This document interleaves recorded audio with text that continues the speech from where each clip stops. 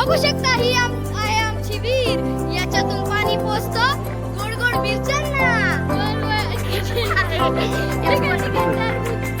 चला बघूया आपले लहान लहान चिमुकले कसे आपल्याला त्यांच्या शेताची खेळ शेअर करून देऊ राहिलेले आहेत. आपले टरबूज एक्सपर्ट प्रशांत शेठ आहेत, वरून आपले कलेक्टर कुमार शेठ आहेत. चला बघूयात आपण मिरचीचा आणि टरबुजांचा भाग बघूया आता चिंतेनो.